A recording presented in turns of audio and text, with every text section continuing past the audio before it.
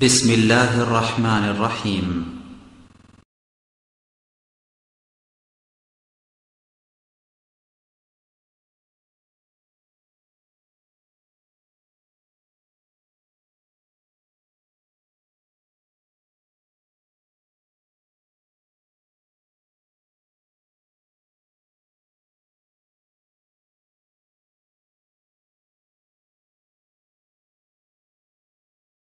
إن الحمد لله نحمده ونستعينه ونستغفره ونعوذ بالله من شرور أنفسنا وسيئات أعمالنا. من يهده الله فلا مضل له ومن يضلل فلا هادي له، وأشهد أن لا إله إلا الله وحده لا شريك له، وأشهد أن محمدًا عبده ورسوله. يا أيها الذين آمنوا اتقوا الله حق تقاته ولا تموتن إلا وأنتم مسلمون. يا أيها الناس اتقوا ربكم الذي خلقكم من نفس واحدة وخلق منها زوجها وبث منهما رجالا كثيرا ونساء، واتقوا الله الذي تساءلون به والأرحام إن الله كان عليكم رقيبا. يا أيها الذين آمنوا اتقوا الله وقولوا قولا سديدا يصلح لكم أعمالكم ويغفر لكم ذنوبكم، ومن يطع الله ورسوله فقد فاز فوزا عظيما. أما بعد، فإن أصدق الحديث كتاب الله، وخير الهدي هدي محمد صلى الله عليه وسلم، وشر الأمور محدثاتها، وكل محدثة بدعة، وكل بدعة ضلالة، وكل ضلالة في النار. ثم أما بعد، عباد الله اتقوا الله واتبعوا سنة نبيكم صلى الله عليه وسلم، فأوصيكم ونفسي بتقوى الله عز وجل، فإن التقوى وصية الله للأولين والآخرين وللأنبياء والمرسلين ولجميع المسلمين. فاتقوا الله في أنفسكم، واتقوا الله في أولادكم وأزواجكم وإخوانكم وعشيرتكم وأهل بلادكم وجيرانكم. نسأل الله سبحانه وتعالى أن يتقبل منا صالح أعمالنا، وأن يجعلنا من عباده المتقين، ويجعلنا من عباده المؤمنين المخلصين. اللهم تقبل منا يا رب العالمين। আজকের এই জুমাবারে সমবেত সম্মানিত মুসল্লি ভাই বোনেরা, আল্লাহ রাব্বুল আলামিনের শুকরিয়া জ্ঞাপন করছি, যিনি আমাদেরকে ঈমান এবং ইসলামের মতো অত্যন্ত গুরুত্বপূর্ণ এবং আমাদের জীবনের সবচেয়ে মূল্যবান সম্পদ আমাদেরকে দিয়েছেন। আলহামদুলিল্লাহ। ঈমান এবং ইসলাম আমাদের সবচেয়ে বড় সম্পদ, একজন মুসলিমের জীবনের সবচেয়ে বড় সম্পদ। দুনিয়ার আর কোনো সম্পদ এর সমান হতে পারে না, বরং এই দুনিয়া বা দুনিয়ার চাইতে আরও বহু কিছু বড় যদি হয়, বহু গুণে বৃদ্ধিপ্রাপ্ত হয়, সেটিও ঈমান এবং ইসলামের সমকক্ষ হতে পারে না। এই বিষয়টি আমাদের জানা থাকা খুবই প্রয়োজন। সচেতনভাবে সবসময় আমাদের চিন্তা চেতনায় এ বিশ্বাস বহন করা খুবই প্রয়োজন। ঈমানের অত্যন্ত গুরুত্বপূর্ণ একটা অংশ নিয়ে আজকে আমরা আলোচনা করব, সেটি হচ্ছে মাহাব্বতুর রাসূল সাল্লাল্লাহু আলাইহি ওয়াসাল্লাম। কাইফা নুহিব্বু রাসূলাল্লাহি সাল্লাল্লাহু আলাইহি ওয়াসাল্লাম। আমরা কিভাবে রাসূলুল্লাহ সাল্লাল্লাহু আলাইহি ওয়াসাল্লামের প্রতি মাহাব্বত পোষণ করব, কিভাবে তাঁকে ভালোবাসব। আমাদের সমাজে রাসূল সাল্লাল্লাহু আলাইহি ওয়াসাল্লামের মহাব্বত নিয়ে বিভিন্ন শ্রেণী দেখা যায়, বিভিন্ন শ্রেণীর মানুষ দেখা যায়। এক শ্রেণী, তারা রাসূল সাল্লাল্লাহু আলাইহি ওয়াসাল্লামের আশিক এবং অতি প্রেমিক দাবি করে। তাদের ব্যাপারে আমরা একটু পরে কথা বলবো। আরেক শ্রেণী আছে যারা রাসূলুল্লাহ সাল্লাল্লাহু আলাইহি ওয়াসাল্লামকে আমাদের মতো সাধারণ মানের মানুষ মনে করে এবং এর সাথে অ্যাড করে যে আমরা যেমন ভুল করি তিনিও তেমন ভুল করেন, অতএব তার সব কথা গ্রহণযোগ্য নয়। আর তৃতীয় শ্রেণীর মানুষ যারা সঠিক পথে রয়েছেন তারা মনে করেন রাসূলুল্লাহ সাল্লাল্লাহু আলাইহি ওয়াসাল্লাম আমাদের মতোই মানুষ, কিন্তু পার্থক্য হচ্ছে তার কাছে ওহীর জ্ঞান এসেছিল, ওহী তার উপর নাজিল হয়েছিল এবং রাসূলুল্লাহ সাল্লাল্লাহু আলাইহি ওয়াসাল্লামকে আল্লাহ ইসমত দিয়েছিলেন। শরিয়ার প্রত্যেকটা ব্যাপারে তাকে ইসমত বা নিরাপত্তা দিয়েছিলেন। ফলে শরিয়ার কোনো জ্ঞান, কোনো বিধান তিনি ভুল করেননি এবং ভুলভাবে প্রচারও করেননি। তিনি শরিয়ার কোনো বিষয়ে ভুল কথা বলেননি, শরিয়ার কোনো বিষয়ে ভুল আমল করেননি। এক্ষেত্রে আল্লাহ রাব্বুল আলামিন তাকে ইসমত দিয়েছিলেন। অতএব তাকে ইত্তিবা করা শরিয়ার প্রত্যেকটা বিষয়ে, এটি মুসলিম উম্মার উপর শুধু নয়, সমগ্র মানব জাতির উপর ফরজ। এ হচ্ছে তৃতীয় শ্রেণীর মাহাব্বা। রাসূলুল্লাহ সাল্লাল্লাহু আলাইহি সাল্লামকে মাহাব্বা করা, ভালোবাসা, এটা আমাদের ঈমানের অংশ। কেন নয়? তিনি তো শ্রেষ্ঠ মানুষ। আল্লাহ তাআলা তাকে নির্বাচন করেছিলেন, চয়ন করেছিলেন শেষ নবী হিসাবে, যাতে কিয়ামত পর্যন্ত আগত সকল মানুষকে তিনি পথ নির্দেশ দিতে পারেন, যেন তিনি তাদেরকে পথ দেখিয়ে দিতে পারেন, রাস্তা দেখিয়ে দিতে পারেন, কোনটি ভালো এবং কোনটি মন্দ সেটি বর্ণনা করে দিতে পারেন, যেন তিনি উম্মার প্রত্যেক লোককে দিনের মতো উজ্জ্বল আলোর মধ্যে রেখে যেতে পারেন, যেন তাদেরকে দলিলের ভিত্তিতে জীবন চলার পথ দেখিয়ে দিতে পারেন, যেন তাদেরকে ইয়াকিন শেখাতে পারেন, যেন কখনো কোনো মুসলিম কোনো ওয়াসওয়াসার মধ্যে না পড়ে, কখনো কোনো কনফিউশনের মধ্যে, সংশয়ের মধ্যে না পড়ে, কখনো বিভ্রান্তির অতল গহ্বরে তারা তলিয়ে না যায়। এই জন্যেই রাসূলুল্লাহ সাল্লাল্লাহু আলাইহি ওয়াসাল্লামকে আল্লাহ তাআলা প্রেরণ করেছেন। আর প্রেরণ করার সাথে সাথে তাকে ভালোবাসা, এটি ঈমানের অংশ করে দিয়েছেন। আপনাদের সাথে আল কোরআন থেকে এবং সুন্নাহ থেকে বেশ কিছু জিনিস আমরা শেয়ার করব ইনশাআল্লাহ। সূরা আত-তাওবার 24 নম্বর অত্যন্ত গুরুত্বপূর্ণ একটি আয়াত। মহান আল্লাহ তাআলা এই আয়াতে ঘোষণা করেছেন, কুল ইন কানা আবাউকুম ওয়া আবনাউকুম ওয়া ইখওয়ানুকুম ওয়া আজওয়াজুকুম ওয়া আশীরাতুকুম ওয়া আমওয়ালুন ইকতারাফতুমুহা وتجارة تخشون كسادها ومساكن ترضونها أحب إليكم من الله ورسوله وجهاد في سبيله فتربصوا حتى يأتي الله بأمره والله لا يهدي القوم الفاسقين। বলো, যদি তোমাদের বাপ দাদা এবং তোমাদের সন্তানেরা, তোমাদের ভাতৃবৃন্দ এবং তোমাদের স্ত্রীরা আর তোমাদের আত্মীয় স্বজন এবং যেই সম্পদ তোমরা অর্জন করেছ আর যেই ব্যবসা ব্যর্থ হওয়ার তোমরা আশঙ্কা করছ, আর তোমাদের মনোপুত যে সমস্ত সুন্দর সুন্দর গৃহ এবং আবাস রয়েছে, সেটি তোমাদের কাছে আল্লাহ এবং তার রাসূল সাল্লাল্লাহু আলাইহি ওয়াসাল্লাম এবং আল্লাহর পথে জিহাদের চাইতে প্রিয়তম হয়, তাহলে অপেক্ষা করো যতক্ষণ না এসে পড়ে আল্লাহর নির্দেশ। আর আল্লাহ যারা ফাসিক, সীমা লঙ্ঘনকারী সম্প্রদায়, তাদেরকে হেদায়েত করেন না, তাদেরকে পথ দেখান না। এটা আল্লাহ তাআলার পক্ষ থেকে একটা বড় ধরনের হুমকি। আমরা যেটা বলেছি, ঈমান হচ্ছে আমাদের সবচেয়ে বড় সম্পদ। আল্লাহ এবং তার রাসূলুল্লাহ সাল্লাল্লাহু আলাইহি ওয়াসাল্লামের প্রতি মাহাব্বা পোষণ করা, এটা আমাদের সবচেয়ে সিরিয়াস কাজ এবং এটা আমাদের ঈমানের অংশ। অতএব মাহাব্বাতুর রাসূল সাল্লাল্লাহু আলাইহি ওয়াসাল্লাম এটাও সবচেয়ে বড় সম্পদ।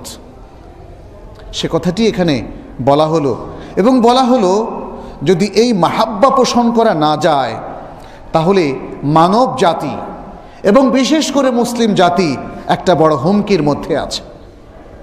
সে হুমকিটা কার পক্ষ থেকে? আল্লাহর পক্ষ থেকে।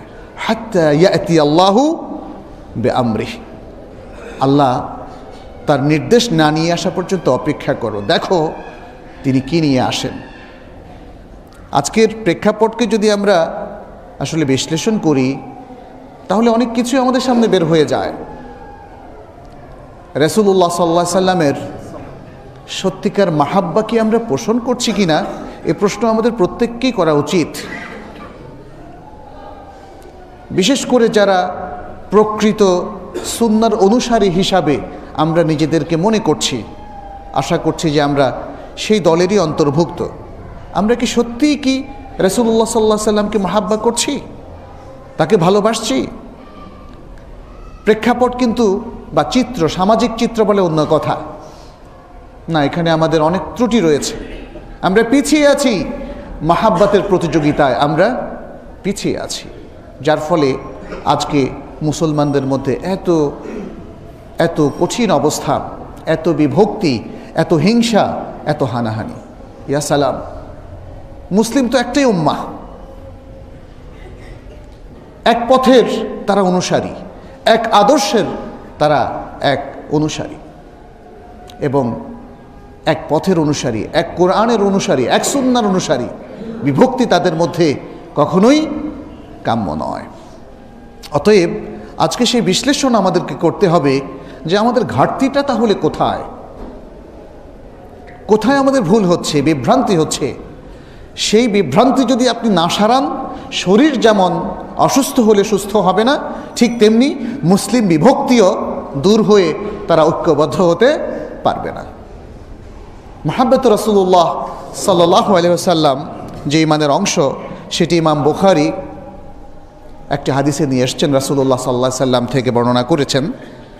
তিনি বলছেন, কে বলছেন? রাসূলুল্লাহ সাল্লাল্লাহু আলাইহি সাল্লাম, ফাওয়াল্লাযী নাফসি বিয়াদিহি লা ইউমিনু আহাদুকুম হাত্তা আকুনা আহাব্বা ইলাইহি মিন ওয়ালিদিহি ওয়া ওয়ালাদিহি। কোন কোন riwayate এসেছে ওয়ান নাসি আজমাইন, যার হাতে আমার প্রাণ, তার শপথ করে বলছি, অর্থাৎ আল্লাহর শপথ করে বলছি যে তোমরা অথবা তোমাদের কেউই ততক্ষণ পর্যন্ত ঈমানদার হবে না, ঈমান পোষণকারী হিসাবে অভিহিত হবে না, যতক্ষণ না আমি তার কাছে তার বাবা এবং তার সন্তান এবং সকল মানুষ থেকে অধিকতর প্রিয় হই। আল্লাহু আকবার। আমার বাবা থেকে কি আমি আল্লাহকে বেশি ভালোবাসি? এটা প্রমাণ হবে কখন? যখন বাবা বলবে এক কথা আর রাসূল সাল্লাল্লাহু আলাইহি সাল্লামের দিক নির্দেশনা হবে অন্যরকম। তখন আমি কোনটা মেনে নিচ্ছি, কোনটাকে প্রায়োরিটি দিচ্ছি, এটার উপর নির্ভর করবে আসলে আমি কাকে মানলাম আর কাকে ছাড়লাম। যদি বাবার কথা মেনে নেন, রাসূলুল্লাহ সাল্লাল্লাহু আলাইহি সাল্লামের বিরোধী বক্তব্য অথবা কর্মের দিকে উনি ঠেলে দেওয়ার পরেও, তাহলে বুঝতে হবে আপনি রাসূলুল্লাহ সাল্লাল্লাহু আলাইহি সাল্লামকে আসলে মাহাব্বা করেন না এবং তাকে ইগনোর করলেন, উপেক্ষা করলেন। সন্তানের ক্ষেত্রেও একই কথা প্রযোজ্য। সন্তানের অন্যায় আবদার যদি আপনি মেনে নেন, সন্তান অন্যায় পথে চললে যদি তাকে আপনি ইসলামের পথে, রাসূলুল্লাহ সাল্লাল্লাহু আলাইহি সাল্লামের পথে না নিয়ে আসেন, তাহলেও বোঝা গেল যে আপনি আসলে রাসূলুল্লাহ সাল্লাল্লাহু আলাইহি সাল্লামকে মাহাব্বা করেন না। করলে সন্তানের মাহাব্বাকে আপনি প্রাধান্য দিতেন না। এই বিষয়টা আমাদের খেয়াল রাখতে হবে। যাই হোক, আমরা দেখেছি রাসূলুল্লাহ সাল্লাল্লাহু আলাইহি সাল্লামকে ভালোবাসা এবং তাকে অনুসরণ করা, এটা আল্লাহর ভালোবাসা পাওয়ারও উপায়। সূরা আলে ইমরানের মধ্যে আল্লাহ তাআলা বলেছেন, কুল ইন কুনতুম তুহিব্বুনাল্লাহা ফাত্তাবিউনি ইউহিব্বুকুমুল্লাহু ওয়া ইয়াগফির লাকুম যুনুবাকুম। যে বলো, যদি তোমরা আমাকে ভালোবেসে থাকো, কুল ইন কুনতুম তুহিব্বুন, আল্লাহকে ভালোবেসে থাকো, ফাত্তাবিউনি, তাহলে আমার অনুসরণ করো, তাহলে আল্লাহ তোমাদেরকে ভালোবাসবেন এবং তোমাদের পাপকে ক্ষমা করে দিবেন। ইসলামী শরিয়া রাসূলুল্লাহ সাল্লাল্লাহু আলাইহি সাল্লামকে ভালোবাসার জন্য বেশ কিছু বিষয় রেকমেন্ড করেছে। অর্থাৎ আমরা রাসূলুল্লাহ সাল্লাল্লাহু আলাইহি সাল্লামকে ভালোবাসি, এর প্রমাণ কি, কিভাবে সেটা বুঝবো? অথবা ঠিক আছে, আমাদেরকে বলা হলো যে তোমরা রাসূলুল্লাহ সাল্লাল্লাহু আলাইহি সাল্লামকে ভালোবাসো, কিভাবে ভালোবাসবো? তার দিক নির্দেশনা ইসলামই আমাদেরকে দিয়েছে। এর মধ্যে একটা হচ্ছে তাকে ভালোবাসার প্রথম কর্তব্য হচ্ছে তিনি যে বনি আদমের শ্রেষ্ঠ সন্তান, বনি আদমের মধ্যে শ্রেষ্ঠ ব্যক্তি, কদওয়া, রোল মডেল, এই বিশ্বাস দৃঢ়ভাবে পোষণ করা। আল্লাহ তাআলা বলছেন, আমরা হাদিস থেকে দলিল দিচ্ছি, সহিহ মুসলিমের মধ্যে ইমাম মুসলিম একটা হাদিস নিয়ে এসেছেন। তিনি বলছেন, ইন্নাল্লাহ আস্তাফা কিনানাতা মিন ওয়ালাদ ইসমাঈল ওয়াস্তাফা কুরাইশান মিন কিনানা ওয়াস্তাফা মিন কুরাইশিন বনি হাশিম ওয়াস্তাফানি মিন বনি হাশিম। আল্লাহ তাআলা কিনানাকে ইসমাইলের সন্তানদের মধ্য থেকে নির্বাচন করেছিলেন, চয়ন করেছিলেন, এবং কিনানা থেকে বা কিনানার বংশধর থেকে কুরাইশকে স্পেশালি বিশেষভাবে চয়ন করেছিলেন, এবং কুরাইশ থেকে বনি হাশিমকে তিনি বিশেষভাবে চয়ন করেছিলেন, আর বনি হাশিম থেকে একমাত্র ব্যক্তি হিসাবে আমাকে চয়ন করেছেন। আমাকে চয়ন করেছেন কি হিসাবে? শেষ নবী হিসাবে এবং রাসূল হিসাবে। শেষ নবী এবং রাসূল হিসাবে তিনি আমাকে চয়ন করেছেন। এটার দ্বারা বোঝা গেল যে তাহলে পুরো মানব জাতির মধ্যে সবচেয়ে শ্রেষ্ঠতম ব্যক্তি হলেন রাসূলুল্লাহ সাল্লাল্লাহু আলাইহি ওয়াসাল্লাম। সহিহ মুসলিমের আরেকটি বর্ণনায় রাসূলুল্লাহ সাল্লাল্লাহু আলাইহি ওয়াসাল্লাম সেই ঘোষণা অহংকারবিহীন, অহংকার করা ছাড়াই, কোনো রকমের গৌরব প্রকাশ ছাড়াই তিনি উদ্ধৃতি দিয়েছেন, পেশ করেছেন। সেটা কি তিনি বলেছেন? আনা সাইয়্যিদু ওয়ালাদি আদম ইয়াউমাল কিয়ামাহ ওয়ালা ফখর ওয়া আউওয়ালু মান ইয়ানশাক্কু আনহুল কবরু ওয়া আউওয়ালু শাফিইন ওয়া আউওয়ালু মুশাফফাইন। আমি কিয়ামতের দিন বনি আদমের সর্দার। ওয়ালা ফখর, এতে অহংকারের কোনো বিষয় নেই। অর্থাৎ এই যে বক্তব্যটা দিলাম, এর মধ্যে অহংকার বোঝানো উদ্দেশ্য নয়, এটা হচ্ছে সত্য ইনফরমেশনটা দিয়ে দেওয়া। কারণ আমি যদি বলি বা আমাদের কেউ যদি এখানে বলে যে আপনাদের মধ্যে আমি সবচেয়ে ভালো, এটা বলার অপেক্ষা রাখে না, এটা অহংকারের কথা, এটা গর্বের কথা। যাতে এই ধরনের কোনো চিন্তা আমাদের মধ্যে না আসে, সেজন্য রাসূলুল্লাহ সাল্লাল্লাহু আলাইহি ওয়াসাল্লাম বলে দিলেন কি, ওয়ালা ফখর। না, এখানে ফখরের বিষয় নয়, this is the truth, this is the information. এটাই হলো সত্য কথা, এটাই হলো তথ্য যা ওহী মারফত আমাকে জানানো হয়েছে, আমাকেই সেদিনকার সর্দার করা হয়েছে। আর আমি হচ্ছি প্রথম ব্যক্তি যার কবরটা প্রথম বিভক্ত হবে বা উন্মুক্ত হবে, আর আমি হচ্ছি প্রথম শাফাআতকারী, এবং আমি হচ্ছি ওই ব্যক্তি যার শাফাআত সর্বপ্রথম কবুল করা হবে। শাফাআতের হাদিস থেকে সেটাও আমরা জানি, শাফাআতুল কুবরা কার মাধ্যমে সম্পাদিত হবে? আমাদের প্রিয় রাসূলুল্লাহ সাল্লাল্লাহু আলাইহি ওয়াসাল্লামের মাধ্যমে। তাহলে এই বিশ্বাস পোষণ করা অত্যন্ত দৃঢ়ভাবে যে আমাদের সবার মধ্যে শ্রেষ্ঠতম ব্যক্তি হচ্ছে রাসূলুল্লাহ সাল্লাল্লাহু আলাইহি ওয়াসাল্লাম। তিনি, বুখারীর আরও বিভিন্ন রিওয়ায়াত থেকে বোঝা যায় যে তিনি সব দিক থেকে শ্রেষ্ঠ ছিলেন।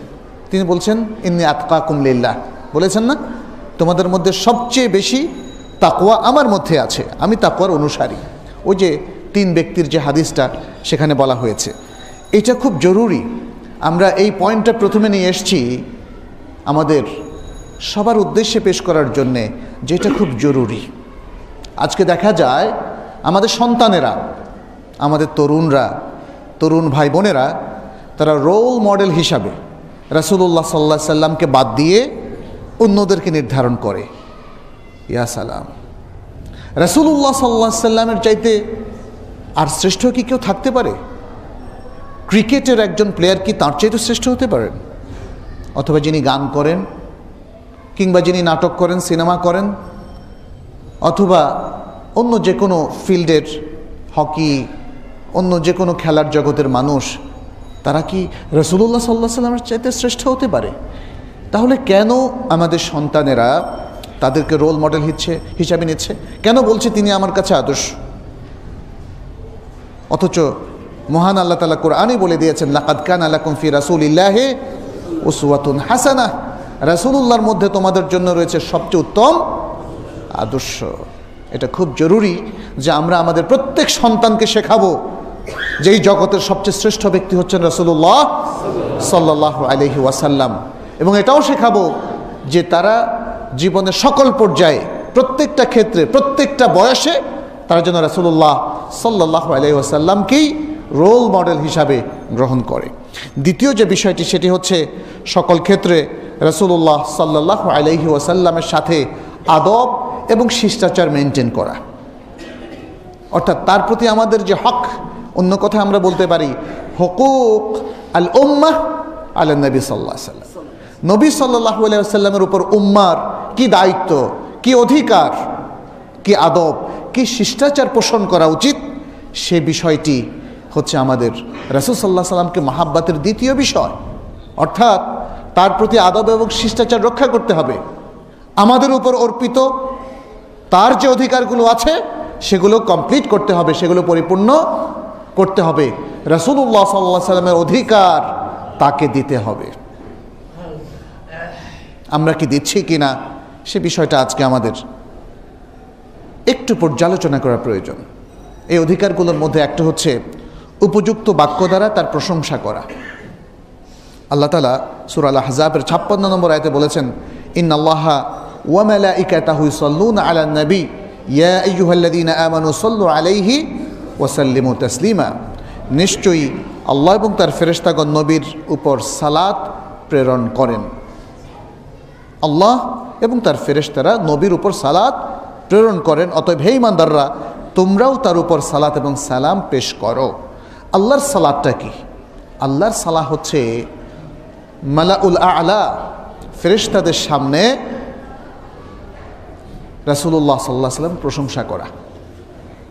চিন্তা করুন কি সম্মান আল্লাহ তাআলা তাকে দিয়েছেন।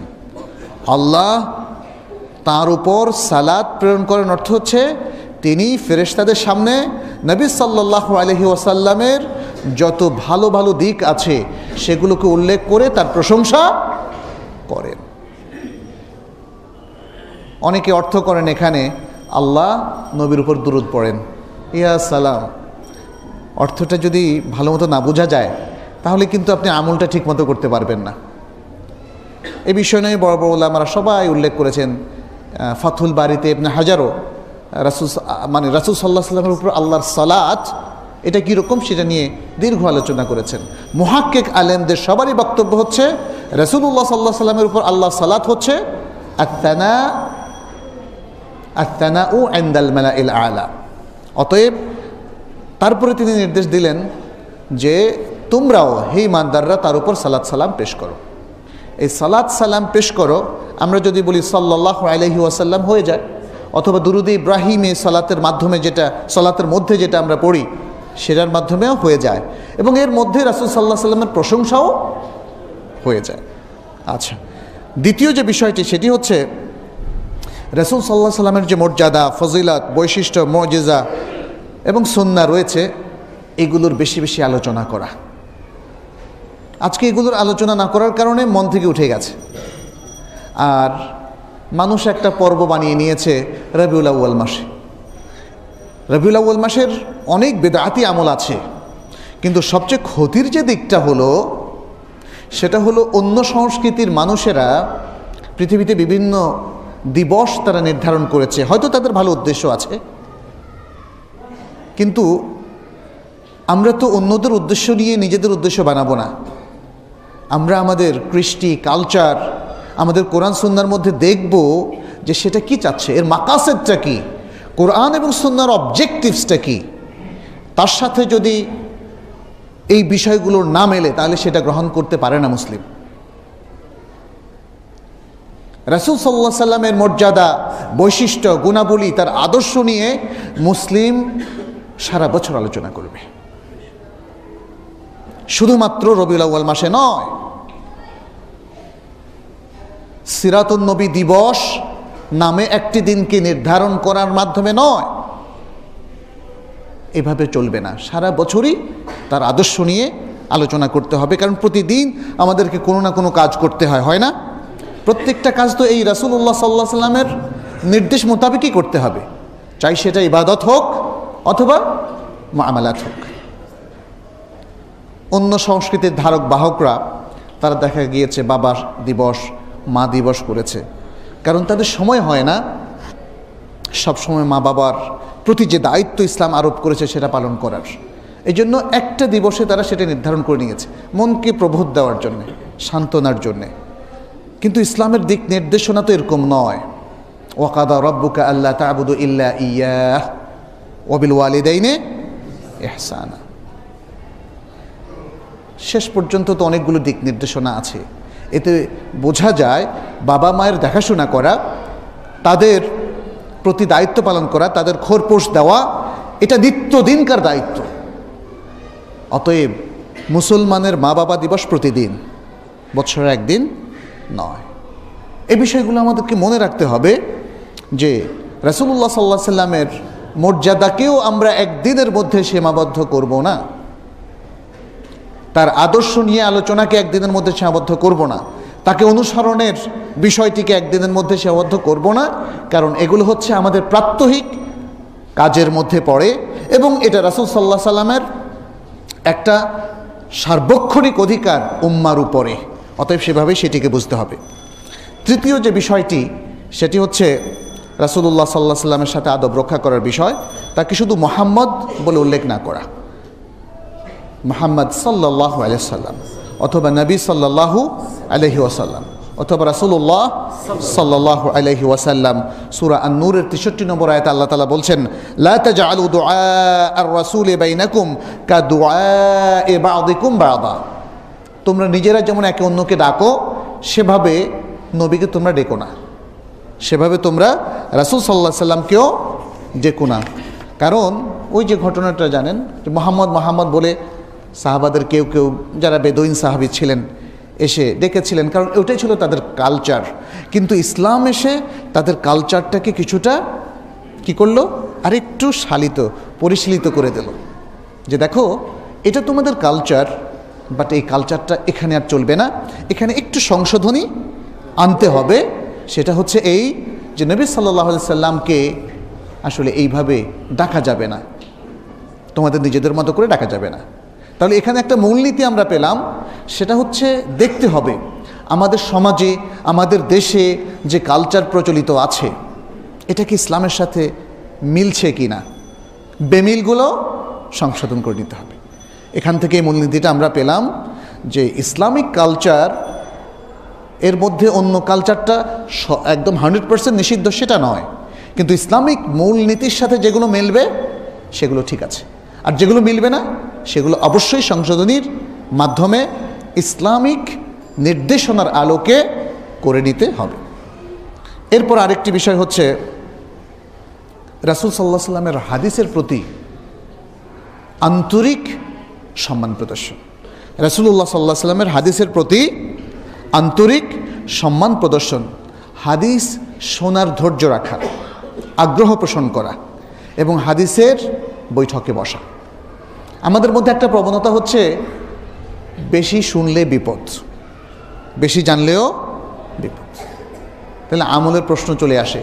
আর আল্লাহ তো একটা বিবেক দিয়েছেন, বিবেকের সাথে একটা যুদ্ধ হয় যে এটা তো করা উচিত ছিল, তুমি এটা না করে অন্যটা করলা কেন। এই জন্য অনেকে হয়তো সহিহ হাদিস জানতে চায় না, শুনতে চায় না। কারণ হলো শুনলেই তো একটা নিজের মধ্যেই একটা যুদ্ধ তৈরি হয়ে যায় ভেতরে, যে এই হাদিসটার কী জবাব দেব। অনেক সময় জবাব বের হয়ে যায়, কারণ তখন তো সহি যে কোনো চিন্তাভাবনার বিরুদ্ধে যে জবাবটা বের হয় সেখানে শয়তান হেল্প করে। আর যদি জবাব বের করতে না পারে তাহলে যুদ্ধটা দীর্ঘায়িত হয়, যে আমি এই শুদ্ধ আমলটা কেন করছি না। এখানে আসলে পয়েন্টটা, যেখানে পয়েন্টটা হচ্ছে আসলে হাদিসের প্রতি সত্যিকারের আন্তরিক সম্মানবোধ কি আছে কিনা। আমাদের কিছু ঘাটতি আছে। কমনভাবে একটা জিনিস থাকা আর স্পেশালভাবে থাকার মধ্যে বেশ কম আছে। সকল মুসলিম যে জানে আর যে জানে না, দেখবেন সবাই বলে আমরা আল্লাহকে মানি, সবাই বলে রাসূলুল্লাহ সাল্লাল্লাহু আলাইহি সাল্লামকে মানি, সবাই বলে বিশুদ্ধ ইসলামকে মানি। কিন্তু আনফর্চুনেটলি এই বলার সাথে বাস্তবের কিন্তু সবখানে মিল খুঁজে পাওয়া যায় না। অনেকে এই দাবি করার পরেও দেখি যে তিনি হয়তো কোরআন বিরোধী কোনো অবস্থানে রয়েছেন, তিনি হয়তো সহিহ হাদিস বিরোধী কোনো অবস্থানে রয়েছেন, কিংবা কোরআন এবং সুন্নাহ বিরোধী কোনো আমল তিনি করেই যাচ্ছেন, দাবিও ঠিক রাখছেন। একটা অদ্ভুত মিশ্রণ আমরা এখানে লক্ষ্য করি। কিন্তু এখানে আমরা বলবো এটা হচ্ছে ঘাটতি, এটা হলো ঘাটতি, রাসূলুল্লাহ সাল্লাল্লাহু আলাইহি ওয়াসাল্লামের প্রতি মহব্বতের ঘাটতি। তৃতীয় যে বিষয়টি সেটি হচ্ছে রাসূলুল্লাহ সাল্লাল্লাহু আলাইহি ওয়াসাল্লাম যে বিষয়গুলোকে সত্য বলে ঘোষণা করেছেন, উম্মাহকে জানিয়ে দিয়েছেন, সেটাকে সত্য প্রতিপন্ন করা, তাকে কোনোভাবেই অস্বীকার করা যাবে না, অবহেলা করা যাবে না এবং মিথ্যা প্রতিপন্ন করা যাবে না। কারণ কি? সূরা আন-নাজমের মধ্যে আল্লাহ তাআলা সেটা উল্লেখ করে দিয়েছেন। বিসমিল্লাহির রহমানির রহিম, ওয়ান নাজমি ইযা হাওয়া মা দাল্লা সাহিবুকুম ওয়া মা গাওয়া ওয়া মা ইয়ানতিকু আনিল হাওয়া ইন হুয়া ইল্লা ওয়াহয়ুন ইউহা। এখানে শেষ দুটো আয়াত, 3 এবং 4 নম্বর আয়াত। ওয়া মা ইয়ানতিকু আনিল হাওয়া, তিনি নিজের প্রবৃত্তি থেকে, ডিজায়ার থেকে, মন থেকে কোনো কথা বলেন না, যা বলেন সেটা হলো ওয়াহি। তিনি যা বলেন সেটা হলো ওয়াহি, ওহির আলোকেই তিনি কথা বলেন। আর আজকের এই আধুনিক যুগের জ্ঞান, বিজ্ঞান, চিন্তা, গবেষণা সব কিছু প্রমাণ করছে, সুদীর্ঘকাল ধরে 1400 বছর ধরে সব কিছু প্রমাণ করছে যে আসলেই রাসূলুল্লাহ সাল্লাল্লাহু আলাইহি ওয়াসাল্লামের ওহির আলোকেই কথা বলতেন। কারণ আল কোরআনের ভাষা শৈলী শুধু নয়, যে ইনফরমেশনগুলো দেওয়া হয়েছে, যে সায়েন্টিফিক ইন্ডিকেশনগুলো এখানে রয়েছে এবং আরও অনেক জিনিস রয়েছে, এগুলো কোনো মানুষ বানিয়ে বলতে পারে না।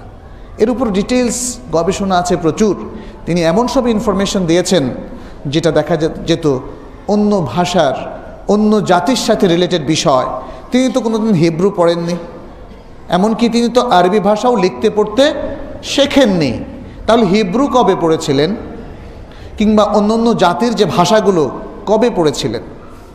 তাহলে তিনি কিভাবে ইসমাইল আলাইহিস সালাম, ইব্রাহিম আলাইহিস সালাম সম্পর্কে সংবাদ দিলেন?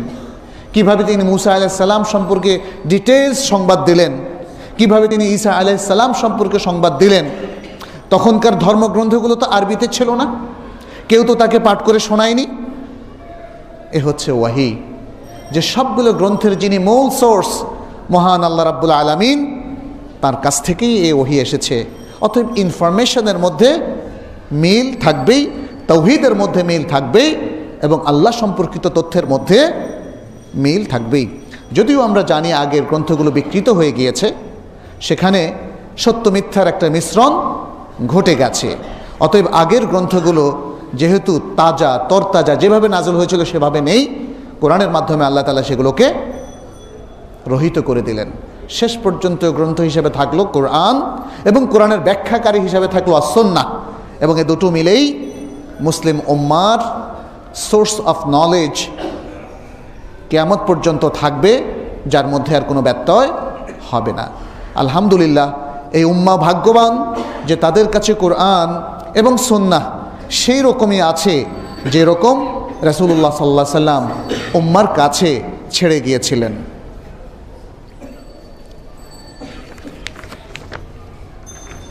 চতুর্থ যে বিষয়টি সেটি হচ্ছে ইত্তিবাউর রাসূল।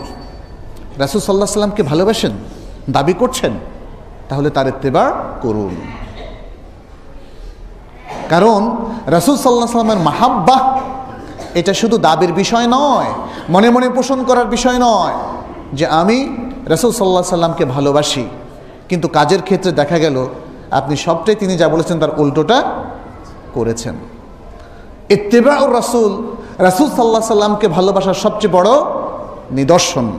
আল্লাহ তাআলা সূরা আল আহজাবের 21 নম্বর আয়াতে বলেছেন, যেটা একটু আগে আমরা আপনাদের সামনে পেশ করেছি, লাকাদ কানা লাকুম ফি রাসূলিল্লাহি উসওয়াতুন হাসানাহ লিমান কানা ইয়ারজুল্লাহা ওয়াল ইয়াউমাল আখির ওয়া যাকারাল্লাহা কাসীরা। নিশ্চয়ই রাসূলুল্লাহর মধ্যে তোমাদের জন্য রয়েছে উত্তম আদর্শ, তোমাদের মধ্য থেকে যারা আল্লাহ এবং রাসূলুল্লাহর প্রত্যাশা করে, আখিরাত দিবসে, তোমাদের মধ্য থেকে যারা আল্লাহ এবং আখিরাত দিবসের প্রত্যাশা করে এবং আল্লাহকে বেশি বেশি স্মরণ করে।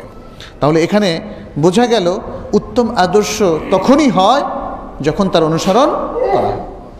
রোল মডেল বা আদর্শ হিসাবে যাদেরকে গ্রহণ করা হয়, আপনারা দেখুন আমাদের তরুণরা করছেটা কি।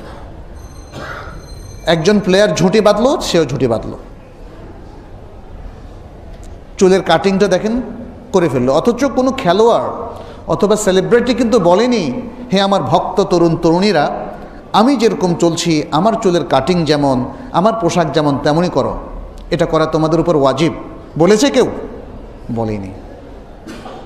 কোনো রকম ইন্সপিরেশন ছাড়াই যে যাকে রোল মডেল হিসেবে ভাবছে, সে তার পোশাক, তার চলন বলন, কথার স্টাইল, ঠোঁট বাঁকা করে যদি কথা বলে, সেটা পর্যন্ত অনুসরণ করা হচ্ছে। তাহলে রাসূলুল্লাহ সাল্লাল্লাহু আলাইহি সাল্লামকে যারা মাহাব্বা করেন তাদের কি করা উচিত? রাসূল সাল্লাল্লাহু আলাইহি সাল্লাম তো একটা শরিয়া নিয়ে এসেছেন, এবং সেই শরিয়ার মূল বক্তব্য হলো তাকে অনুসরণ করাটা ফরজ। এতটুকু জানার পরেও যদি আজকে আমাদের মুসলিম উম্মার ভাইয়েরা, তরুণ তরুণীরা, বোনেরা, তারা যদি রাসূল সাল্লাল্লাহু আলাইহি সাল্লামকে অনুসরণ না করে, তাহলে এর চাইতে আফসোসের বিষয় আর হতে পারে না। আল কোরআনের মধ্যে আল্লাহ তাআলা আরও বলেছেন, মান ইউতিইর রাসূলা ফাকাদ আতা আল্লাহ ওয়া মান তাওয়াল্লা ফামা আরসালনাকা আলাইহিম হাফিযা। রাসূলকে যারা অনুসরণ করে সে মূলত বা তারা মূলত আল্লাহকে অনুসরণ করলো, আর যারা ফিরে যায় তাহলে আপনাকে তাদের উপর আমরা তত্ত্বাবধায়ক নির্ধারণ করিনি, পরিচালক নির্ধারণ করিনি।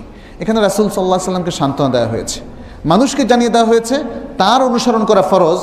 যেহেতু আল্লাহর অনুসরণ করা ফরজ, রাসূলুল্লাহ সাল্লাল্লাহু আলাইহি সাল্লাম অনুসরণের মাধ্যমে আল্লাহরই অনুসরণ হয়ে যায়। আর কোনো কারণে তারা যদি না করে, তাহলে এই দায়িত্ব আমাদের না, এই দায়িত্ব নবীর না, রাসূলুল্লাহ সাল্লাল্লাহু আলাইহি সাল্লামের না। অতএব এই দায়িত্ব তার উম্মতেরও না। তার উম্মতের দায়িত্ব হচ্ছে মানুষকে পৌঁছে দেওয়া, মানুষকে বুঝিয়ে দেওয়া। কিন্তু কেউ যদি বিরত থাকে, এটা তার ব্যাপার, তার শাস্তি বিধান করবেন কে? আল্লাহ। অতএব নিজেদেরকে আমরা বিচারকের ভূমিকায় কখনো নেব না, কিন্তু আমরা মানুষকে নাসিহা করব, মানুষকে পৌঁছে দেব, মানুষকে এডুকেট করব, প্রশিক্ষণ দান করব, যাতে তারা সত্যিকারভাবে এই মহান ব্যক্তির সাল্লাল্লাহু আলাইহি সাল্লামের তার অনুসারী হয়। সূরা আন-নিসার মধ্যে আল্লাহ তাআলা বলছেন, ইয়া আইয়ুহাল্লাযীনা আমানু আতিউল্লাহা ওয়া আতিউর রাসূলা ওয়া উলিল আমরি মিনকুম। হে ঈমানদার লোকেরা, তোমরা আল্লাহর আনুগত্য করো, রাসূলের আনুগত্য করো, এবং তোমাদের মধ্যে যারা উলুল আমর তার আনুগত্য করো। ফা ইন তানাযাআতুম ফি শাইইন, যদি তোমরা কোনো বিষয় ঝগড়া বিবাদে লিপ্ত হও, ফারুদ্দুহু ইলাল্লাহি ওয়ার রাসূল, তাহলে আল্লাহ এবং তার রাসূলের দিকে ফিরিয়ে দাও। ইন কুনতুম তুমিনুনা বিল্লাহি ওয়াল ইয়াউমিল আখির, যদি তোমরা আল্লাহ এবং শেষ দিবসের প্রতি ঈমান পোষণ করে থাকো। যালিকা খায়রুন ওয়া আহসানু তা'ওয়িলা, আর এটাই হচ্ছে উত্তম, এবং তা'ওয়িলের দিক থেকে এটাই হচ্ছে উত্তম তা'ওয়িল, উত্তম ব্যাখ্যা। তাহলে এখানে আল্লাহ এবং তার রাসূলের নিরঙ্কুশ আনুগত্যের কথা বলা হচ্ছে, আর উলুল আমরের আনুগত্য নিরঙ্কুশ হবে না।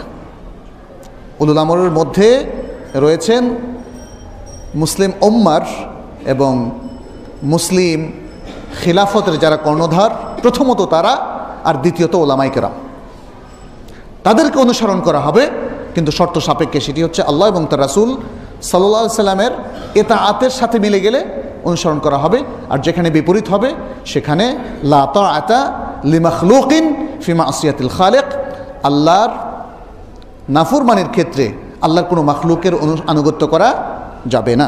5 নম্বর বিষয় হচ্ছে রাসূলুল্লাহ সাল্লাল্লাহু আলাইহি সাল্লামের সুন্নাতের বিধান দ্বিধাহীন চিত্তে মেনে নেওয়া। আমরা তো ইত্তেবার কথা বললাম, এখন কোরআন এবং সুন্নাহ, বিশেষ করে সুন্নাহটা কোরআনেরই আসলে ব্যাখ্যা, কোরআন সুন্নাহর মধ্যে কোনো বৈপরীত্য নেই। অতএব রাসূল সাল্লাল্লাহু আলাইহি সাল্লাম যে ওহীর বিধান নিয়ে এসেছেন, সুন্নাহর মাধ্যমে যা এই উম্মার কাছে প্রকাশ করে দিয়েছেন, পেশ করেছেন, উপস্থাপন করেছেন, সেটি দ্বিধাহীন চিত্তে মেনে নেওয়া। এবং এটি সূরা আন-নিসার 65 নম্বর আয়াত আল্লাহ তাআলা বলেছেন, ফালা রাব্বিকা লা ইউমিনুন হাত্তা ইউহাক্কিমুকা ফীমা শাজারা বাইনাহুম থুম্মা লা ইয়াজিদু ফি আনফুসিহিম হারাজাম মিম্মা কাদাইত ওয়া ইউসাল্লিমু তাসলিমা। তোমার রবের কসম, তারা মুমিন হবে না যতক্ষণ না তারা তোমাকে তাদের মধ্যে বিদ্যমান ঝগড়ার বিষয়ে হাকিম এবং ফয়সালাকারী নির্ধারণ করে, এরপর তুমি যে ফয়সালা দিয়েছ সে ফয়সালার ব্যাপারে তারা তাদের অন্তরে কোনো দ্বিধা তারা পোষণ করে না এবং সর্বান্তকরণে মেনে নেয়। সুন্নাহর, সুবহানাল্লাহ, আজকের এই কথাগুলো আমরা শুধু ওয়াজি করে যাই, আর আমাদের শ্রোতারা শুধু শুনেই যায়। এটাকে উপলব্ধি করতে হবে। সম্মানিত উপস্থিতি, মুসল্লি ভাইয়েরা, বোনেরা, এটাকে উপলব্ধি করতে হবে। এটা যদি সত্যি আমরা বুঝতে পারি, তাহলে বুঝতে হবে যে সুন্নার কোনো বিধান যা আমার জানা ছিল না, অথবা এতদিন যা করে এসেছি তার বিপরীত কোনো সহি বিধান যদি আমার সামনে পেশ করা হয়, তাহলে উচিত হবে আমার নিজেকে সংশোধন করা, উচিত হবে দ্বিধাহীন চিত্তে সেই সুন্নাকে গ্রহণ করা। এখানে আমি তো অন্যটা শিখে এসেছি, এটা কোনো যুক্তি হতে পারে না। আমার বাবা আমাকে এভাবে শিখিয়েছেন, এটাও যুক্তি হতে পারে না। অথবা আমার পূর্বপুরুষদেরকে এভাবেই পেয়েছি, এটাও যুক্তি হতে পারে না। 6 নম্বর যে বিষয়টি, সেটি হচ্ছে রাসূলুল্লাহ সাল্লাল্লাহু আলাইহি ওয়াসাল্লামের পক্ষে অবস্থান নেওয়া, তাকে সাহায্য করা। অবস্থান নেওয়া মানে কি? তাকে সাহায্য করা। রাসূল সাল্লাল্লাহু আলাইহি ওয়াসাল্লামকে সাহায্য করার মানে কি? মানে তার সুন্নাহকে সাহায্য করা, তার সুন্নাহর পক্ষে অবস্থান নেওয়া। আল্লাহ তাআলা বলছেন, লিল ফুকারাইল মুহাজিরিন আল্লাযীনা উখরিজু মিন দিয়ারিহিম ওয়া আমওয়ালিহিম ইয়াবতাগুনা ফাদলাম মিনাল্লাহি ওয়া রিদওয়ানা ওয়া ইয়ানসুরুনা আল্লাহ ওয়া রাসূলাহু উলাইকা হুমুস সাদিকুন। যে সমস্ত মুহাজির ফকিররা, যাদেরকে তাদের ঘর বাড়ি এবং ধন সম্পদ থেকে বের করে দেওয়া হয়েছে, মক্কা থেকে বের করে দেওয়া হয়েছে, তারা আল্লাহর কাছে অনুগ্রহ এবং সন্তুষ্টি চায়, অনুগ্রহ এবং সন্তুষ্টি চায়, আর আল্লাহ এবং তার রাসূলকে তারা সাহায্য করে। ইয়া সালাম। তারা যদি রাসূল সাল্লাল্লাহু আলাইহি সাল্লামের সাথে না থাকতো, তাহলে তারা কিন্তু মক্কা থেকে যেতে পারতো না। তারা আল্লাহ এবং তার রাসূল সাল্লাল্লাহু আলাইহি সাল্লামের পক্ষ নেওয়ার কারণে, রাসূলুল্লাহ সাল্লাল্লাহু আলাইহি সাল্লামের পক্ষে অবস্থান নেওয়ার কারণে আজকে তারা গৃহহারা হলো, সম্পত্তি হারা হলো। এত বিশাল ত্যাগ তিতিক্ষা কেন?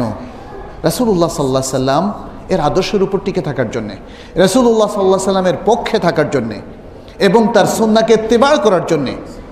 আজকে আপনারা বলুন তো দেখি, এত বড় ত্যাগ এই সমাজে কেউ কি করছে? আমি কি করতে পারছি? তাহলে কি করা উচিত নয়? সুবহানাল্লাহ। সুন্নাহর পক্ষে অবস্থান নিয়ে সুন্নাহকে প্রতিষ্ঠিত করার জন্যে আমাদের ব্যক্তিগত জীবনে আমলে আজকে আসলে আমাদের অনেক ত্যাগ তিতিক্ষার প্রয়োজন, আমাদের মেধা বিনিয়োগ করা প্রয়োজন, মানুষকে বোঝানো প্রয়োজন, এর জন্য ব্যাপক বইপত্র প্রণয়ন করা প্রয়োজন, সেগুলো মানুষের মধ্যে ডিস্ট্রিবিউট করা প্রয়োজন, এবং শিক্ষামূলক নানা ধরনের অনুষ্ঠান করা প্রয়োজন, যাতে মানুষ এর মধ্য দিয়ে রাসূলুল্লাহ সাল্লাল্লাহু আলাইহি সাল্লামের পক্ষে কিভাবে অবস্থান নিতে পারে সেই বিষয়টা তারা শেখে। 7 নম্বর যে বিষয়টি, সেটি হচ্ছে রাসূলুল্লাহ সাল্লাল্লাহু আলাইহি সাল্লামকে মাহাব্বার আরেকটা উপায় হলো তার সাহাবাদেরকে ভালোবাসা, তার সাহাবাদেরকে ভালোবাসা এবং তাদের পক্ষেও অবস্থান নেওয়া এবং তাদেরকে আদর্শ হিসাবে গ্রহণ করা। কিন্তু দুর্ভাগ্য আমাদের অনেকের যে আমরা আধুনিক তথাকথিত বিভিন্ন জ্ঞানের দ্বারা প্রভাবিত হয়ে, ফিলোসফি বা দর্শন দ্বারা প্রভাবিত হয়ে আমরা অনেক সময় বিভিন্ন সাহাবাদের নানা দোষ ত্রুটি আলোচনা করি। এটা কিন্তু তাদের পক্ষে অবস্থান নেওয়া হলো না। দেখতে হবে, অনেক সময় মনে হয় যে আমি কি সত্য বলবো না? সাহাবারা, তাদের মধ্যে কিছু যুদ্ধ হয়েছিল, এ হয়েছিল, সে হয়েছিল, অতএব সেটা কি আমি তুলে ধরবো না? কিন্তু দেখতে হবে পেছনে ব্যাকগ্রাউন্ড, কার কথায় প্ররোচিত হয়ে, কোন চিন্তা চেতনার দ্বারা প্রভাবিত হয়ে আপনি এই কাজটি করছেন। এটা খুব গুরুত্বপূর্ণ। কিন্তু শেখুল ইসলাম ইবনে তাইমিয়া রাহমাহুল্লাহ, তিনি সাহাবাদের সম্পর্কিত বিষয়ে সম্ভবত সবচেয়ে বেশি আলোচনা করেছেন, আর কোনো আলেম এত বেশি আলোচনা করেননি। প্রত্যেকটি জায়গায় তিনি সাহাবায়ে কেরামের প্রত্যেকের পক্ষে অবস্থান নিয়েছিলেন এবং ইন্টেলেকচুয়ালি, বুদ্ধিবৃত্তিকভাবে প্রত্যেকটা জিনিসকে তিনি বর্ণনা করে প্রমাণ করেছেন যে সাহাবারা কত উঁচু দরজার, উঁচু মর্যাদার মানুষ ছিলেন। তারা সত্যিকারভাবে শ্রেষ্ঠ নবীর শ্রেষ্ঠ প্রজন্ম, শ্রেষ্ঠ উম্মাহ তারা ছিলেন। মানুষের মধ্যে, দুজনের মধ্যে কোনো বিভেদ হওয়ার মানে এই নয় যে তারা খারাপ লোক। ভালো লোকের মধ্যেও কিছু ভুল বোঝাবুঝি হতেই পারে। সাহাবায়ে কেরামের মধ্যে কোনো সাহাবা কখনো কোনো বেদাতে লিপ্ত হয়েছিলেন, শিরকে লিপ্ত হয়েছিলেন, কুফরিতে লিপ্ত হয়েছিলেন, এর কোনো নজির নাই। সুবহানাল্লাহ। এই জন্যই তারা শ্রেষ্ঠ প্রজন্ম, এই জন্যই তারা শ্রেষ্ঠ জাতি, এই জন্যই তারা শ্রেষ্ঠ উম্মাহ। কারণ তারা যখনই বলেছিলেন আশহাদু আল্লা ইলাহা ইল্লাল্লাহ ওয়া আশহাদু আন্না মুহাম্মাদুর রাসূলুল্লাহ, সাথে সাথে বিপুলভাবে জীবনকে তারা সংশোধন করে নিয়েছিলেন। সেই জাহিলিয়াতের যুগে অবস্থান করার পরেও তারা নিজেদেরকে অত্যন্ত ভালো মানুষে পরিণত হয়েছিলেন, যেটা পৃথিবীতে নজিরবিহীন। এই প্রজন্মকে কি ভালোবাসবেন না? এই প্রজন্ম থেকে কি শিক্ষা গ্রহণ করবেন না? কিভাবে এই প্রজন্ম সেই মদিনা সমাজ গঠনে রাসূলুল্লাহ সাল্লাল্লাহু আলাইহি ওয়াসাল্লামকে সাহায্য করেছিলেন, আজকে আমাদের তরুণদের কাছে সেটা গবেষণার বিষয় হওয়া উচিত। তরুণদের সেটা সেটা অনুপ্রেরণা হওয়া উচিত।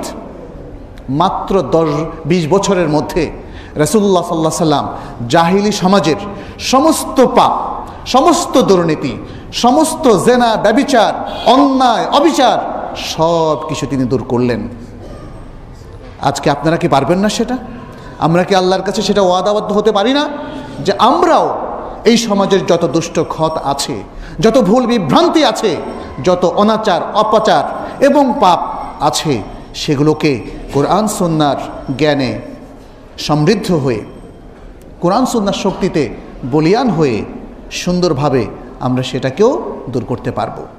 যদি জ্ঞানের দিক থেকে পিছিয়ে থাকেন সেটা সম্ভব হবে না। আজকে একটা মারাত্মক ভুল হচ্ছে আমাদের সমাজের বিভিন্ন লোকের, বিভিন্ন মুসলিমের, যে তারা জ্ঞানের দিক থেকে পিছিয়ে অথচ তারা বিশ্বকে ইসলামের আলোকে সংশোধন করার স্বপ্ন দেখে। এটা সম্ভব নয়। ইসলামী জ্ঞান অর্জন না করে, কোরআন সুন্নাহর জ্ঞানে বলিয়ান না হয়ে এটা কখনোই সম্ভব নয়। গায়ের জোরে যা ইচ্ছা তা করা যায় না। আজকে পৃথিবীকে যারা শাসন করছে তারাও কিন্তু বুদ্ধির জোরেই সেটি করছে। অতএব মুসলিমকে জ্ঞান এবং বুদ্ধি দ্বারা সমৃদ্ধ হতে হবে, সেই জিনিসটা মনে রাখতে হবে। এবং রাসূলুল্লাহ সাল্লাল্লাহু আলাইহি সাল্লামকে আমাদের জ্ঞান এবং বুদ্ধির আলোকে সবসময় তাকেই প্রাধান্য দিতে হবে। রাসূলুল্লাহ সাল্লাল্লাহু আলাইহি সাল্লামের সুন্নতের প্রচার এবং প্রসার, তাকে মাহাব্বা করার, এটা আরেকটা গুরুত্বপূর্ণ অনুষঙ্গ। রাসূল সাল্লাল্লাহু আলাইহি সাল্লামের সুন্নাহকে যদি প্রচার প্রসার আমরা করতে ব্যর্থ হই, তাহলে তাকে মাহাব্বার এই দাবিটা আসলে অসার দাবি বলে গণ্য হবে। আজকে এই সমাজে কতটা সুন্নাহ প্রচলিত আছে এটা দেখার দরকার। আজকে আমভাবে যদি আমরা এদেশের সামাজিক চিত্রের প্রতি লক্ষ্য রাখি, দেখব আসলে সহি সুন্নাহ ব্যাপকভাবে প্রতিষ্ঠিত নেই। শুধুমাত্র সুন্নাহর ব্যাপারে যারা সচেতন সেই লোকদের কাছেই সুন্নাহ সীমাবদ্ধ। অথচ এই উম্মাহ তো মুসলিম উম্মাহ, তাই না? এই উম্মার সবার কাছেই এই ইসলামের প্রচার এবং প্রসার প্রয়োজন, সুন্নাহর প্রচার এবং প্রসার প্রয়োজন। সেটা যদি আপনি শুধু হাদিসগুলো পড়ে দেন হবে না। সব কিছু প্রচার প্রসারের নানা পদ্ধতি রয়েছে, আমাদেরকে সকল পদ্ধতি অনুসরণ করতে হবে। আজকে মিডিয়ার যুগ, মিডিয়াতে যেমন সুন্নাহর প্রচার প্রসার প্রয়োজন। আজকে আইটি টেকনোলজির যুগ, তাই না? আইটির যে নানা প্রযুক্তি আছে, টেকনোলজি আছে, তার মাধ্যমে সুন্নাহর নানা বিষয়গুলো খুব সহজে মানুষের কাছে পৌঁছে দিতে হবে। যেমন আজকে আপনারা লক্ষ্য করেছেন, আপনাদের প্রত্যেকের কাছে আছে অ্যান্ড্রয়েড মোবাইল ফোন, তাই না?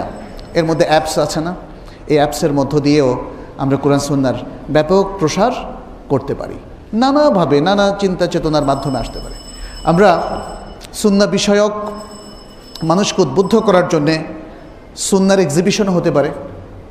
রাসূল সাল্লাল্লাহু আলাইহি সাল্লামের এক্সিবিশন আপনারা হয়তো মক্কায় গেলে দেখতে পাবেন। রাসূল সাল্লাল্লাহু আলাইহি সাল্লামের সুন্নাহর উপরে, সিরার উপরে এক্সিবিশন আছে বিশাল বড়, এবং মদিনায়ও আছে। আল্লাহ তাআলার সুন্দর নামগুলোর উপরে এক্সিবিশন আছে। এক্সিবিশনটা কি? এটাকে সাধারণ মেলা হিসাবে আসলে আমাদের চিহ্নিত করাটা ভুল হবে। এটা হচ্ছে এই যে একটা বিরাট হল ঘরের মধ্যে রাসূল সাল্লাল্লাহু আলাইহি সাল্লামের সুন্নাহর গুরুত্বপূর্ণ দিকগুলো আমরা তুলে ধরলাম, যাতে মানুষ একবার ঘুরেই সুন্নাহ সম্পর্কে অনেক ধারণা নিতে পারে। কারণ এগুলো হচ্ছে একাডেমিক এক্সিবিশন, শিক্ষামূলক এক্সিবিশন, প্রদর্শনী, যেটার মধ্য দিয়ে মানুষ অনেক কিছু শেখে, অনেক ভুল তার সংশোধন হয়। আমি জাস্ট বলছিলাম সুন্নাহর প্রচার এবং প্রসার নানাভাবে হতে পারে, তার কিছু নমুনা শুধু উল্লেখ করলাম। শুধু ট্র্যাডিশনাল চিন্তা ভাবনা করে বসে থাকলে আসলে সুন্নাহর প্রচার এবং প্রসার হবে না। আর এক্ষেত্রে অ্যাপ্রোচ একটি গুরুত্বপূর্ণ বিষয়, যে সমগ্র জাতির লোকদেরকে তাদের প্রতিও মহব্বত ভালোবাসা পোষণ করে মমতার সাথে এই জিনিসগুলো তাদের কাছে পৌঁছে দিতে হবে। যেভাবে আমাদের রাসূল সাল্লাল্লাহু আলাইহি সাল্লাম তিনি তায়েববাসীর ধ্বংস কামনা করেননি, তিনি মক্কাবাসীকে নিশ্চিহ্ন করে দিতে পারতেন বিজয়ের দিন, কিন্তু তাও করেননি। তার আশা ছিল এরা তো বোঝে না, এদের তো জ্ঞান নেই, অতএব তাদেরকে জ্ঞান দ্বারা সমৃদ্ধ করতে হবে, বুদ্ধি দ্বারা তাদেরকে প্রভাবিত করতে হবে। এবং তাই হয়েছিল। শেষ পর্যন্ত তায়েববাসী মক্কাবাসী লোকেরা ইসলামের জ্ঞানের সুশীতল ছায়ায় তারা আশ্রয় নিয়েছিল। ইসলামিক জ্ঞান দ্বারা প্রভাবিত হয়ে তারা সোনালী অধ্যায় রচনা করেছিল হিজাজের জন্যে, আরব ভূখণ্ডের জন্যে, সমগ্র বিশ্বের জন্যে তারা একটা সোনালী অধ্যায় রচনা করেছিল। আসুন আমরাও রাসূল সাল্লাল্লাহু আলাইহি সাল্লামকে ভালোবাসার মাধ্যমে এই জিনিসগুলো বুঝে নিয়ে আমাদের জীবনের, আমাদের সমাজের এবং বিশ্ববাসীর জন্য একটা সোনালী অধ্যায় রচনা করি। আল্লাহ আমাদেরকে তৌফিক দান করুন। আকুলু কাউলি হাদা ওয়া আস্তাগফিরুল্লাহ লি ওয়া লাকুম ওয়া লিসাইরিল মুসলিমিন ইন্নাহু হুয়াল গফুরুর রাহিম।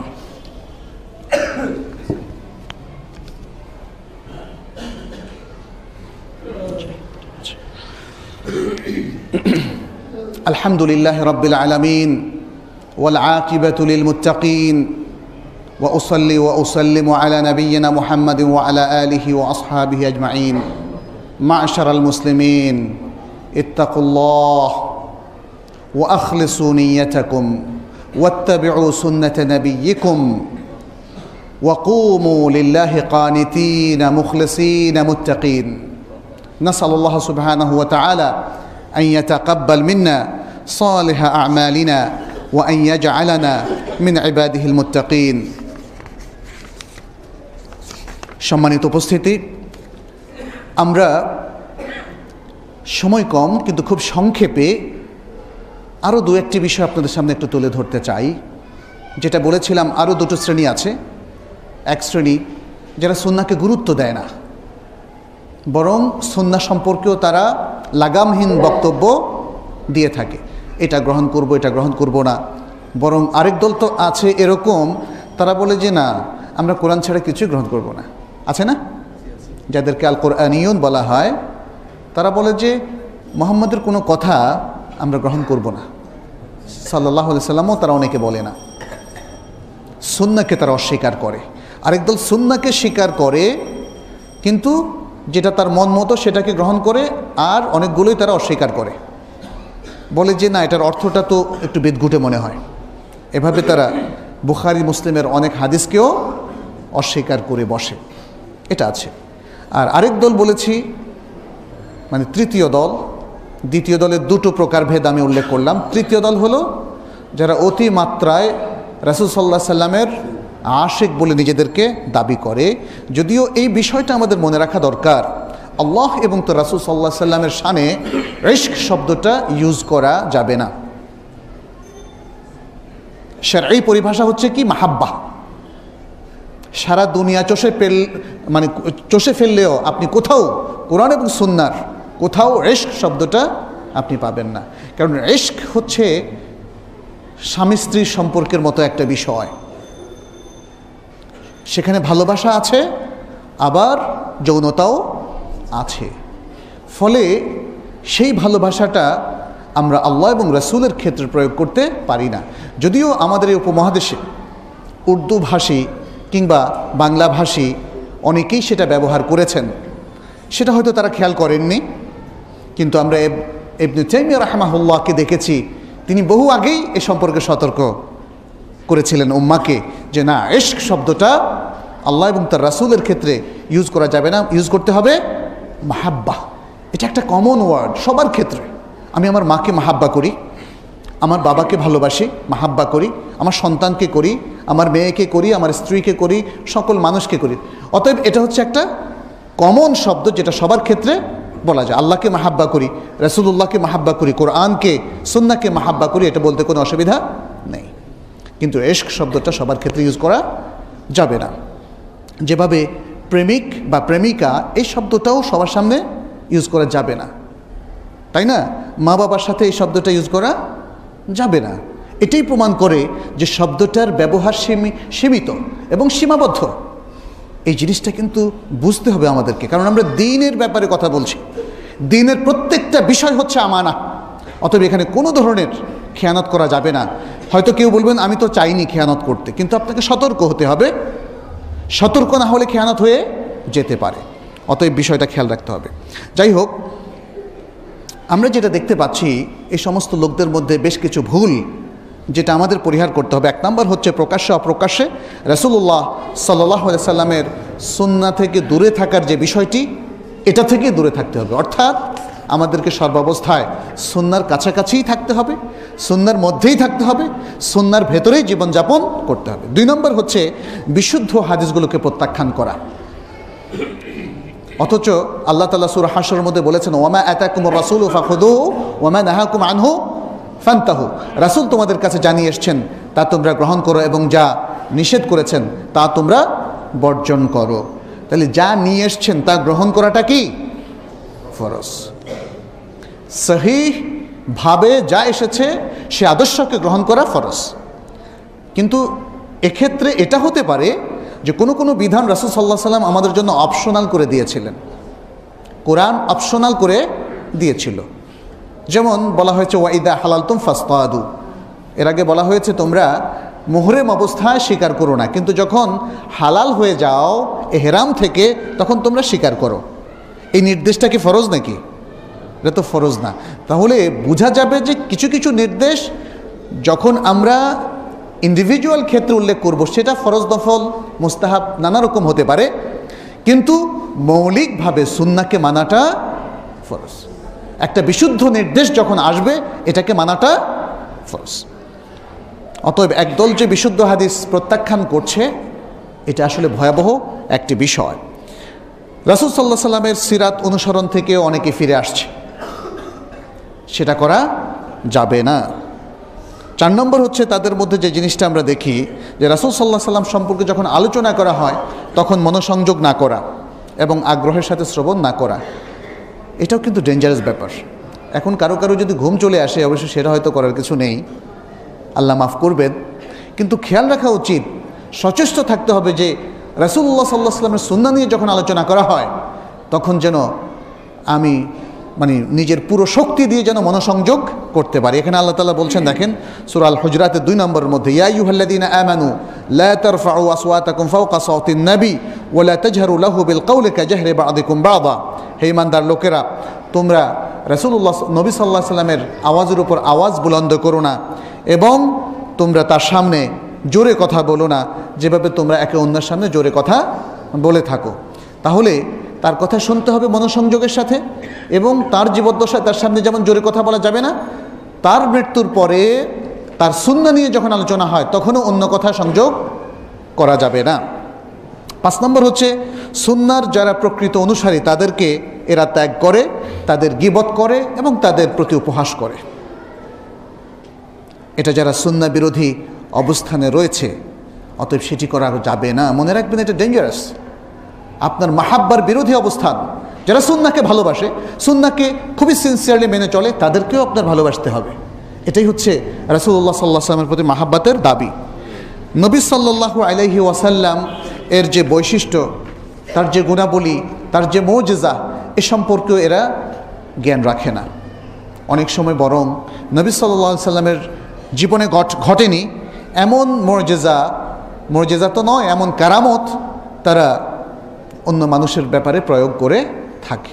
ইয়াসালাম, রাসূল সাল্লাল্লাহু আলাইহি ওয়াসাল্লাম কি তার জীবদ্দশায় কাউকে জীবিত করেছিলেন? কিন্তু এই ধরনের গাল গল্প অনেক ওলি আউলিয়া সম্পর্কে বলা হয় এবং নানা ধরনের ঘটনা বা কারামত এমনভাবে বলা হয়, আকাশে ওড়া, পানির নিচে চলা বা উপরে চলা, মানুষকে জীবিত করা ইত্যাদি বিষয়গুলো, এগুলো সুন্নাহ বিরোধী। মনে রাখতে হবে, একমাত্র মুসলিম যেটা বলেছি ইয়াকিনের উপর চলবে এবং বিশুদ্ধ কথা ছাড়ার কোনোটাকেই সে গ্রহণ করবে না। দ্বীনের মধ্যে নানা বেদাত প্রচলন করা, এটা হচ্ছে তৃতীয় ক্যাটাগরির লোকদের কাজ। সুন্নাহর পাশাপাশি কিছু আমল প্রচলন করা, যে আমলগুলোকে ইবাদত হিসাবে পরিচয় করিয়ে দেওয়া হয়, যে আমলগুলোকে ইবাদত হিসাবে পরিচয় করিয়ে দেওয়া হয় সেটার যদি সহি সুন্নাহ থেকে দলিল না থাকে সেটা কি হবে? বেদাত হবে। এই বেদাতের পক্ষে থেকে, এই বেদাতের পক্ষে অবস্থান নিয়ে আসলে রাসূল সাল্লাল্লাহু আলাইহি সাল্লামের ভালোবাসা পোষণকারী হিসেবে নিজেকে দাবি করা যাবে না। এই বিষয়টা আমাদের মনে রাখতে হবে। একদল লোকের মধ্যে আমরা দেখি এই তৃতীয় শ্রেণীর, সেটা হচ্ছে তারা রাসূল সাল্লাল্লাহু আলাইহি সাল্লাম সম্পর্কে বাড়াবাড়ি করে, বেশি ভালোবাসে তো এই জন্য বেশি বাড়াবাড়ি করে। কি বলে? তিনি গায়েব জানেন, তিনি আল্লাহর দাতি নূরের তৈরি, বলে ইয়াদু বিল্লাহ, তিনি না হলে পৃথিবীর সৃষ্টি হতো না, ইত্যাদি ইত্যাদি আরও অনেক জাল বানোয়াট বক্তব্য তারা পেশ করে থাকে, যেটার পক্ষে আল্লাহ কোনো দলিল পেশ করেননি, নাজিল করেননি, এবং যেটার পক্ষে রাসূলুল্লাহ সাল্লাল্লাহু আলাইহি সাল্লাম নিজেও কোনো বক্তব্য দেননি। রাসূল সাল্লাল্লাহু আলাইহি সাল্লাম সম্পর্কে বাড়াবাড়ি করে আল্লাহর সমান যদি রুবুবিয়তের কোনো ক্ষেত্রে অথবা উলুহিয়াতের কোনো ক্ষেত্রে তাকে নিয়ে যাওয়া হয়, এটা হবে কি? এটা হবে শিরক। এটা ভালোবাসা নয়, এটা হবে শিরক। রাসূল সাল্লাল্লাহু আলাইহি সাল্লামের উপর দুরূদ পাঠ না করা, এটা অবশ্য শুধু তৃতীয় শ্রেণীর সাথে খাস না। অনেক গাফেল লোক আছে যারা ভালো কিন্তু গাফেল, রাসূল সাল্লাল্লাহু আলাইহি সাল্লামের নাম উচ্চারিত হলে তারা দুরূদ পাঠ করে না, অথচ এটা হলো আদব, এবং এটা আসলে বিশুদ্ধ মত হলো এটা হলো ওয়াজিব। অতএব আসুন আমরা রাসূল সাল্লাল্লাহু আলাইহি সাল্লামকে ভালোবাসার যে দাবি করি, তাহলে কিভাবে ভালোবাসবো সেটা যেহেতু জানলাম, আগেও আমাদের জানা ছিল কিন্তু আজকে হয়তো জিনিসটা আরও ব্যাপকভাবে জানলাম, আমরা সেই কাজগুলো করি যাতে প্রমাণিত হয়, আল্লাহর কাছে প্রমাণিত হয়, পৃথিবীর মানুষের কাছে দরকার নেই, যে আমরা আসলে আল্লাহ এবং তার রাসূল সাল্লাল্লাহু আলাইহি সাল্লামকে ভালোবাসি। আর ভালোবাসার বিপক্ষে যে কাজগুলো, এগুলো প্রত্যেকটাকে সুনিশ্চিতভাবে আমাদের ত্যাগ করতে হবে, তাহলেই সত্যিকারের ভালোবাসা প্রতিষ্ঠিত হবে, এবং কোরআন সুন্নাহ মেনে চলার যে বারাকা, যে প্রফিট দুনিয়া এবং আখিরাতে, সেটা আমরা অর্জন করতে পারবো। আল্লাহ আমাদের সবাইকে তৌফিক দান করুন। আল্লাহ আমাদের সবাইকে কোরআন এবং সুন্নাহ ভিত্তিক চলার তৌফিক দান করুন। রাসূল সাল্লাল্লাহু আলাইহি সাল্লামের প্রতি পূর্ণ মাহাব্বা পোষণ করার তৌফিক দান করুন।